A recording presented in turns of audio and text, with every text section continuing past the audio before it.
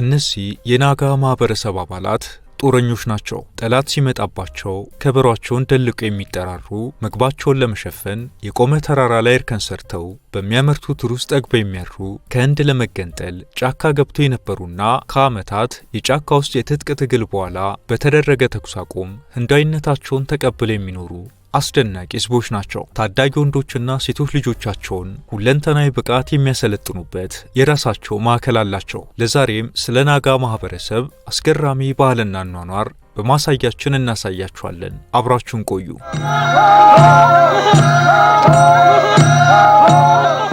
ናጋዎች በሰሜን ምስራቅ ህንድና በማይናማር ድንበሮች መካከል በአስደናቂው ተራራማና በጉም በተሸፈኑ የናጋ ኮረብታዎች ላይ ይኖራሉ። የናጋ ማህበረሰብ የህዝብ ቁጥር እስከ 3.5 ሚሊዮን ይገመታል። ናጋዎች ጦርነትን ተፈትነው ያለፉበት ጀግና ህዝብ ናቸው። ያዩና ያጠኗቸው ልክ እንደ አንድ ትልቅ ድንቅ ልብ ወለድ የሚተረክ አንጸባራቂ አኗኗር ያላቸው ናቸው ሲሉ ይገልጿቸዋል።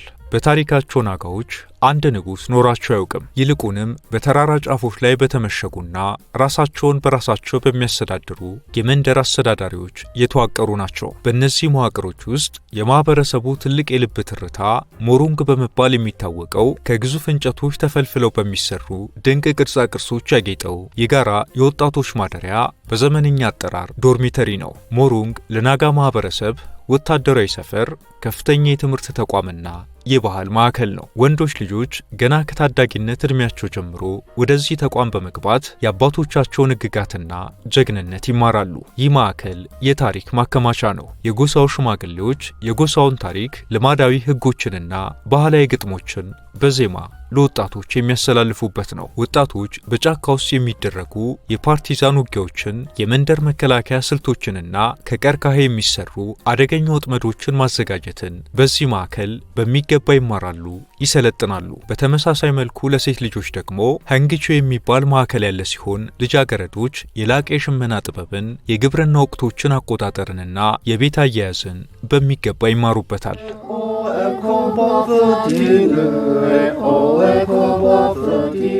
በናጋ ኮረብታዎች ላይ በሚገኙ ጥንታውያን መንደሮች ውስጥ የማህበረሰቡን ታሪካዊ ክብር የሚመሰክር አንድ ነገር አለ። እሱም የናጋ ሎግ ድራም ወይም ከበሮ ነው። ይህ ከበሮ ተራ የሙዚቃ መሳሪያ አይደለም። የመንደሩ ጠባቂ፣ የማህበረሰቡ የመገናኛ መስመርና የጎሳው ጀግንነት መገለጫ ተደርጎ ይወሰዳል። አንድን የሎግ ድራም ከበሮ የማዘጋጀት ሂደት በራሱ ትልቅ ባህላዊ ስነ ስርዓት አለው። ከበሮ የሚሰራው ከአንድ ግዙፍ ዛፍ ግንድ ሲሆን ርዝመቱ እስከ 11 ሜትር ማለትም አንድ ባለ 3 ፎቅ ህንጻ ቁመት ያህል ሊደርስ ይችላል። ድምፁ እጅግ ኃይለኛና አሰጋቢ በመሆኑ ከበሮ ሲመታ በተራሮች መካከል ብዙ ርቀት ድረስ ድምፁ ይሰማል። የጥበቃ ማማ ላይ ያሉ የማህበረሰቡ ተዋጊዎች ጠላቶቻቸው ወደ መንደሩ ሲቀረቡ ሲያዩ ከበሮውን ለየት ባለ ፈጣን ምት ይመቱታል።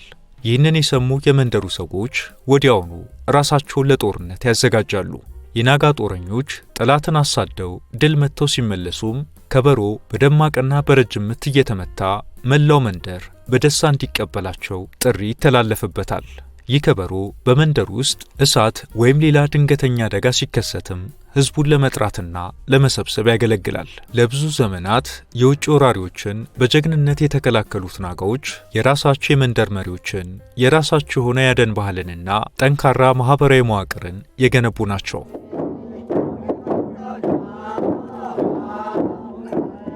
ናጋዎች ለመዝናኛቸው ዓለምን የሚያስደንቅና ተወዳዳሪዎችንም ድምፅ አስወጥቶ የሚያስለቅስ ቃሪያ የመብላት ውድድር አላቸው። በየዓመቱ በታህሳስ ወር በናጋላንድ በሚከበረውና የፌስቲቫሎች ፌስቲቫል ተብሎ በሚጠራው የሆርን ቢል በዓል ላይ በሺዎች የሚቆጠሩ ሰዎችን በአንድ ላይ የሚያስጮህ፣ የሚያስለቅስና በጉጉት የሚያስደምም አንድ ልዩ መድረክ አለ። እሱም የናጋ ንጉሥ ቃሪያ የመብላት ውድድር ነው። ይህ ውድድር ተራ የምግብ መዝናኛ ሳይሆን የሰው ልጅ የተፈጥሮን እሳት የመቋቋም አቅም የሚፈተንበት እውነተኛ የጽናት መድረክ ነው። መረጃዎች እንደሚያሳዩት የናጋ ንጉሥ ቃሪያ ተራው ቃሪያ ከሚያቃጥለው በላይ በ400 እጥፍ ያቃጥላል። ኃይሉ እጅግ የበረታ በመሆኑ የህንድ ጦር ሰራዊት ወንጀለኞችን ለመበተን የሚጠቀምበትን የአስለቃሽ ጭስ ቦምብ የሚያመርተው ከዚህ ቃሪያ ነው። ይህ ቃሪያ የመብላት ውድድር ሲጀመር መድረኩ ልክ እንደ ጦር ሜዳ ይወጠራል። ሕጉ እጅግ ቀላል ግን ፍጹም ምህረት የለሽ ነው። ተወዳዳሪዎች የሚሰጣቸው ጊዜ 20 ሰከንድ ብቻ ነው። በዚች አጭር ጊዜ ውስጥ በተቻለ መጠን ብዙ ቃሪያዎችን ማኘክና መዋጥ አለባቸው። አንድ ተወዳዳሪ ቃሪያውን አኝኮ መዋጥ እንጂ አፍ ውስጥ ይዞ መቆየት ወይም መትፋት አይችልም። በውድድሩ ላይ ጥንካሬያቸውን ሊያሳዩ የሚፈልጉ የናጋ ጦረኞች ተወላጆችና ጀግንነታቸውን ለመፈተን የሚመጡ ደፋሪ ውጭ አገር ቱሪስቶች ጎን ለጎን ይሰለፋሉ። ውድድሩ ሲጀመር በመድረኩ ላይ የሚታየው ትዕይንት አስገራሚ ነው። በመጀመሪያዎቹ 5 ሰከንዶች ውስጥ በራስ መተማመን የታየባቸው ተወዳዳሪዎች በ10ኛው ሰከንድ ላይ እንባ ባይናቸው ይፈሳል፣ ፊታቸው ይቀላል፣ በጭንቅላታቸው ላይም ላብ እንደ ጎርፍ ይወርዳል። ተመልካቹም በጩኸት ድጋፉን ይገልጻል።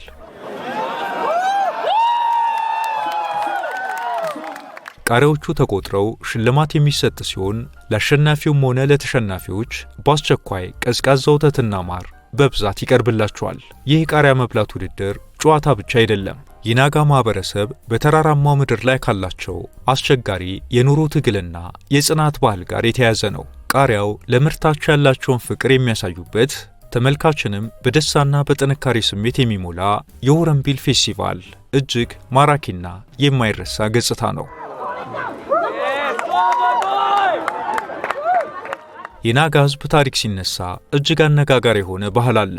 የራስ ቅል አዳኝነት ወይም ሄዲንጋንቲን ይሉታል። ናጋዎች የገደላቸውን ወይም የደረሰባቸውን ጠላት አሳደው በመግደል ብቻ የሚያበቁ አይደሉም። ይልቁንም የጠላታቸውን ራስ ቆርጠው ልክ እንደ ዋንጫ ከፍ አድርገው ይዘው ወደ መንደራቸው ይመለሳሉ። በባህሉ መሰረት አንድ ወጣት ወንድ ጠላት በመጣባቸውና ጎሳው አደጋ ላይ በወደቀበት ጊዜ ፊት ለፊት ጠላትን በመፋለምና በማሸነፍ የጠላቱን የራስ ቅል ይዞ ወደ መንደሯ ከጓደኞቹ ጋር ሲመለስ በትክክልም ወደ አዋቂነትና ሙሉነት እንደተሸጋገረ ዕውቅናና ክብር የሚሰጥበት አንዱ መንገድ ነው። በዚህም ጦረኞች የቆነጁና የመረጧትን ሴት የማግባት ዕድላቸው እጅግ ሰፊ ነው። አንድ የናጋ ጦረኛ ጠላትን ድል መትቶ ሲመለስ ያከናወነው ጀግንነት በሰውነቱ ላይ በሚደረግ ልዩ የፊትና የደረት ንቅሳት ይሸለማል። ይህ ንቅሳት ልክ እንደ ዘመናዊ ወታደራዊ ሜዳሊያ ወይም ማዕረግ የሚታይ ሲሆን ንቅሳቱ ይበልጥ በተወሳሰበ ቁጥር የጦረኛው ማኅበራዊ ደረጃና ክብር በዚያው ልክ ከፍ ያለ ይሆናል።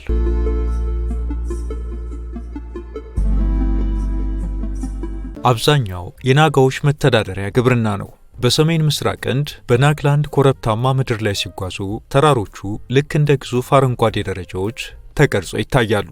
ይህ አስደናቂ እይታ ለብዙ መቶ ዓመታት የናጋ ማህበረሰብ ሲያከናውኑት የኖሩት የድንጋይ ላይ እርከን የግብርና ማሳ ነው። ምንም አይነት ዘመናዊ ማሽነሪ፣ ትራክተር ወይም የኮምፒውተር ስሌት ሳይጠቀሙ ገደላማውን ተራራ ወደ ለምለም የሩዝ ማሳነት የለወጡበት ጥበብ የሰው ልጅ አስደናቂ የጥንት ምህንድስና ምስክር ተደርጎ ይወሰዳል። የናጋ ማህበረሰብ የሚኖሩበት መልክዓ ምድር እጅግ ቁልቁለታማና ለመደበኛ እርሻ ፈጽሞ የማይመች ነው። አፈሩ በዝናብ ተጠራርጎ እንዳይሄድና ውሃ እንዲቋጥር ለማድረግ ጥንቃቄ የተሞላባቸው ስራዎች ያከናውናሉ። ገደላማውን መሬት ቆፍረው ደረጃ ካወጡለት በኋላ የአፈሩ ግድግዳ እንዳይናድ በትላልቅ ድንጋዮች አጥረው በጽኑ ይገነቡታል። እያንዳንዱ የእርከን ደረጃ ፍጹም ጠፍጣፋ እንዲሆን ይደረጋል። ይህ የሚሆነው ዝናብ ሲዘንብ ውሃው በኩል ደረጃ በማሳው ላይ እንዲተኛና ለሩዝ ተክላቸው የተመቸ እንዲሆን ነው። ከተራራው ጫፍ የሚፈልቁትን ጅረቶች በቀርከሃና በጭቃ በተሰሩ ትናንሽ ቦዮች አማካኝነት ወደ ማሳዎቻቸው እንዲወርዱ ያደርጋሉ። በዚህ አይነት የግብርና መንገድ በአንድ ማሳ ላይ ከትውልድ ወደ ትውልድ ለብዙ መቶ ዓመታት ያለማቋረጥ የሩዝ ምርት ማምረት ችለዋል። ይህ አሰራር አካባቢን የማይጎዳና ከተፈጥሮ ጋር የተስማማ በመሆኑ ዛሬም ድረስ በዓለም አቀፍ የግብርና ተመራማሪዎች ዘንድ በአዋጭነቱ ተመስክሮለታል።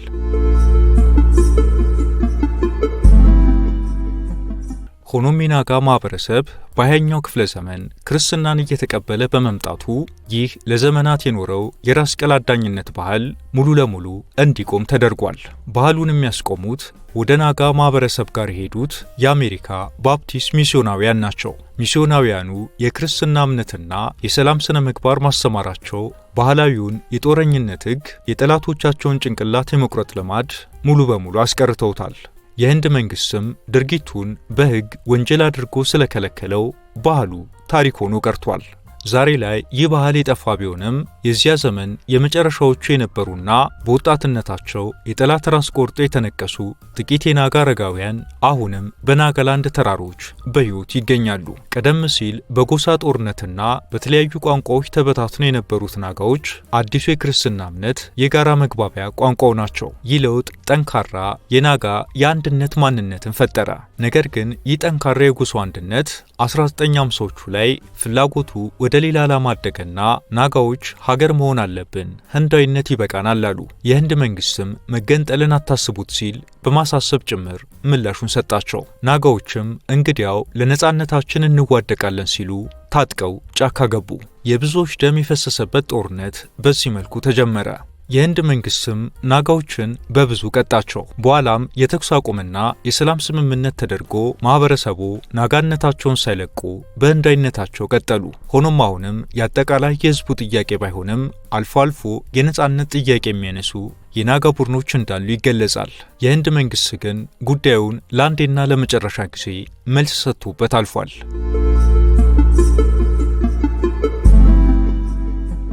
የናጋ ማህበረሰብ ለሴቶችና ለወንዶች የሚሰጡ ኃላፊነት የተለየ ነው። ባህላቸው ምንም እንኳን ሴቶችን ከመሬት ውርስ ውጭ ቢያደርጋቸውም መብታቸውን ግን በፍጹምነት ያስጠበቀ ነው። ሴቶች ላይ አካላዊ ጥቃት ማድረስ መዘዙ ብዙ ነው። ስለዚህም አይሞከርም ማለት ይቻላል። አንድ ወንድ በመንገድ ላይ ያገኛትን ሴት በጥቂቱ ቢሳደብ እንኳን አለዚያም ክብሯን ዝቅ የሚያደርግ ነገር ቢያደርግ በማህበረሰቡ መሪዎች ለከፍተኛ ቅጣት ይዳረጋል። ለማንኛውም አካላዊ ድብደባ ቅጣቱ ከብት ወይም መሬት ሲሆን በመንደሩ ምክር ቤት ሽማግሌዎች የሚወሰነው ቅጣት ወንጀለኛው ለተበዳዩ ቤተሰብ የተጣለበትን የከብት ወይም የመሬት ቅጣት ይከፍላል። የሴቶችን መብት በዚህ ልክ እያስከበሩ ግን በናጋ ባህል ንብረትና የዘር ሐረግ የሚተላለፈው በወንድ መስመር ብቻ ነው። የአባቶች መሬት በከፍተኛ ክብር ይጠበቃል። መሬት ለሴት ልጅ የማይተላለፈው የናጋ ጎሳዎች ይዞታ ወደ ሌላ ወገን እንዳይሄድ ለመከላከል ነው። ይህ ልማዳዊ ሕጋቸው በህንድ መንግስትም ተቀባይነት አግኝቶ ዛሬም ድረስ በህንድ ሕገ መንግስት ስር ሙሉ የሕግ ጥበቃ ተሰጥቶታል። የዛሬው የናጋ ማህበረሰብ ማንነት አስደናቂ ተቃርኖዎች ያሉበት ነው። የናጋ ወጣቶች ከአውሮፓ እስከ አሜሪካ ይኑሩ፣ በየትኛውም የዘመኑ ሳይንስና ቴክኖሎጂ እውቀት ይማሩ፣ በዓመት አንድ ጊዜ በናጋላንድ መንደራቸው ይሰባሰባሉ። ባህላቸውን ሳይሸራርፉም የሆርንቢል ፌስቲቫል ባላቸው ላይ የቀድሞ አያቶቻቸውን የጀግንነት ማዕረግ የሚያሳየውን ባህላዊ ደማቅ ሸማ ለብሰው በኩራት ይደንሳሉ። ናጋዎች የአባቶቻቸውን ጦርና ጋሻ ሳይጥሉ የ21ኛውን ክፍለ ዘመን ስልጣኔ በስኬት ይዋጁ ድንቅ ህዝቦች ናቸው።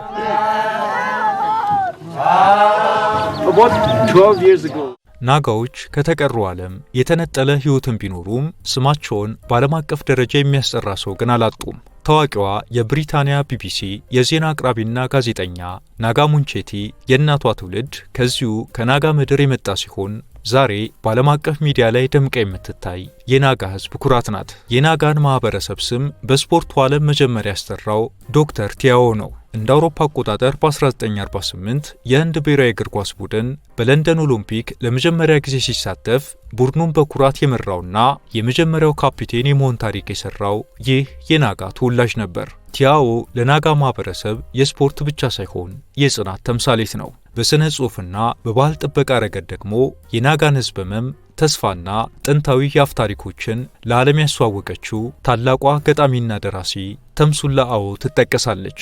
በሳል በሆኑ ታሪኮቿ አማካኝነት የጎሳዎቿን ባህል እንዳይጠፋ ጠብቃ ማቆየት ችላለች። በፖለቲካው ረገድ ደግሞ የናጋን ህዝብ በአንድነት ያሰባሰበው ኤዜድ ፊዞ በታሪክ ትልቅ ስፍራ አለው። ከጥንታዊ የጦር አውድማ ተነስተው እስከ ዘመናዊ የኦሎምፒክ መድረክ ስነ ጽሑፍና የዓለም ሚዲያ የተጓዙት እነዚህ ታዋቂ ግለሰቦች የናጋ ህዝብ የጥንካሬ ማስታወሻዎች ናቸው።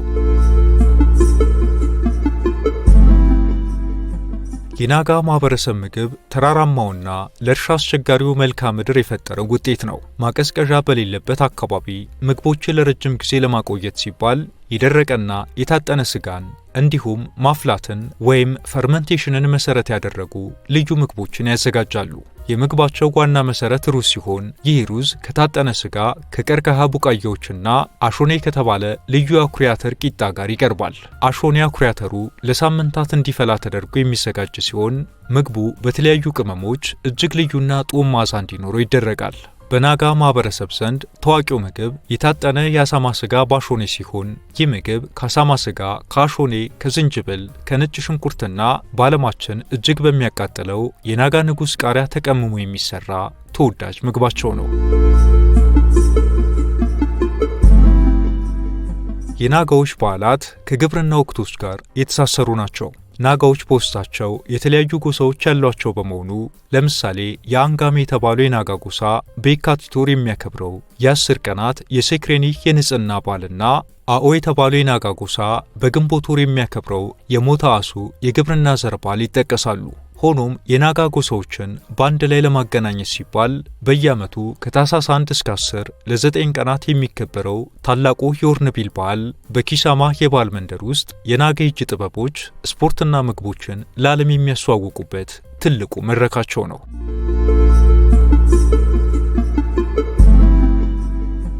በናጋ ማህበረሰብ ዘንድ ስነ ጥበብ ከጎሳ ማንነት ጋር በቀጥታ የተሳሰረ ነው።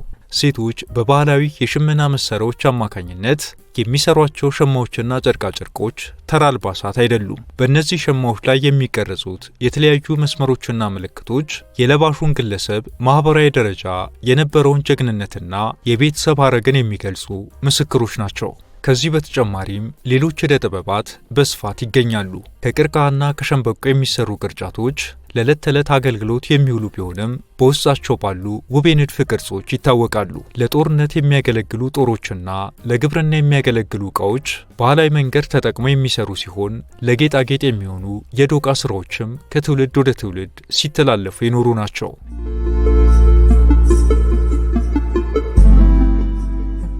የናጋ ሕዝቦች ታሪክ ከተራራማው ምድር ጀግንነት ባሻገር በጥልቀት የተሳሰረ ውብ የሥነ ጥበብ ሥራ፣ ልዩ የምግብ አዘገጃጀት ባህልና በዘመናዊ ዓለም ውስጥ የሚያጋጥሟቸው ኢኮኖሚያዊና ማኅበራዊ ችግሮች ያሉበት ሰፊ ዓለም ነው። ሆኖም የናጋ ማህበረሰብ አባላት አሁን ላይ በዘርፈ ብዙ ችግሮች ውስጥ ይገኛሉ።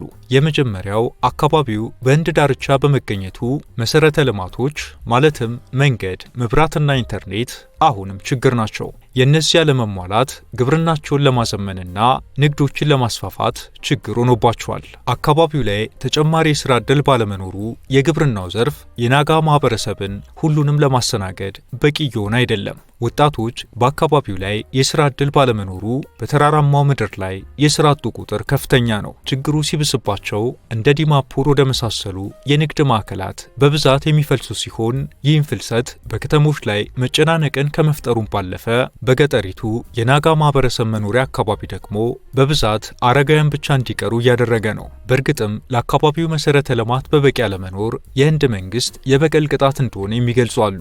ናጋዎች ለረጅም ዓመታት ሀገር ለመሆን ጫካ ገብቶ በመዋጋታቸውና ለበርካታ ዓመታት በሰውና በሀገር ሀብት ላይ ብዙ ኪሳራ በማድረሳቸው ከአካባቢው ላይ ኢንቨስትመንትንም በማራቃቸው በመንግስት ችላ እንደተባሉ የሚገልጹ አሉ። በዛ ላይ በአካባቢው ንግዶች ላይ የሚጣለው ህገወጥ ታክስም የኢኮኖሚያቸውን እድገት አቀዝቅዞታል። በአሁኑ ጊዜ የድህነት መጠኑ በናጋ ማህበረሰብ ዘንድ 42 በመቶ ደርሷል። በአጠቃላይ የናጋ ማህበረሰብ የዘመናዊ ዓለም ኢኮኖሚ ጫና፣ የከተማ ፍልሰትና የቴክኖሎጂ ጥረቶች እየታገሏቸው ቢሆንም አሁንም ድረስ የጥንት የአባቶቻቸውን የቀለማት ሽመና ጥበብ፣ ልዩ የምግብ አሰራራቸውንና ደማቅ በዓላቶቻቸውን ከዘመናዊ ማንነታቸው ጋር አዋህደው የያዙ ብርቱ ሰዎች ናቸው። ከ20ኛው ክፍለ ዘመን ወዲህ የናጋ ቋንቋዎች በላቲን ፊደላት መጻፍ ጀመሩ። በዚህም ወደ ስፍራው ያቀኑ የአሜሪካ ሚስዮናውያኑ ዘመናዊ ሕክምናን አስተዋወቁ፣ ትምህርት ቤቶችንም ከፈቱ። የተፈጠረው መንፈሳዊ ለውጥ እጅግ አስገራሚ ነበር። በአንድ ክፍለ ዘመን ውስጥ የህንድ የናጋ ሕዝብ ከ90 በመቶ በላይ ወደ ፕሮቴስታንት ክርስትና እምነት ተለወጠ። ለጦርነትና ለማኅበራዊ ጥሪ የሚውሉት የሞሮንጎ ከበሮችም ለቤተ ክርስቲያን መዝሙር አገልግሎት ዋሉ። ያም ቢሆን ግን ናጋዎችን ይህ የእምነት ለውጥ ባህላቸውን አላጠፋውም።